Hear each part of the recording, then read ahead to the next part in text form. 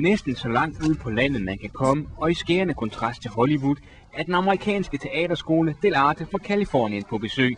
11 skuespillere, hovedsageligt fra USA, er på et 2-ugers kursus. We're very glad that Americans decided they would like to come and study in a foreign country.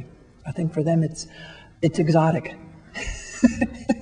I know you don't think of Denmark as exotic, but I think the Americans who have come here think this is exotic, especially if they're from the city. Men lige pludselig så ringede de fra Boston, Los Angeles, New York for at finde ud af, hvordan busserne gik herud.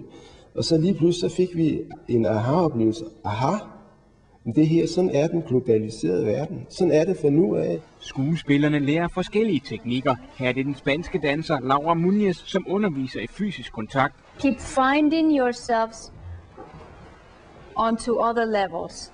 Skuespillerne lærer at bruge deres krop. It's nice to work with another person and move with another person, and in not necessarily a sexual way, but to really feel the weight and feel another person and presence.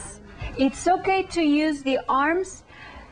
Try to use something else as well, so you are not always manipulating your partner. Del Arte er en af USA's kun 5 statsanerkendte teaterskoler. Kurset på Åsen Teater i Vendsyssel er skolens eneste i Europa. Mit håb, og jeg tror også, at det er en realistisk forventning, det er, at vi vil kunne lave det allerede til næste år igen.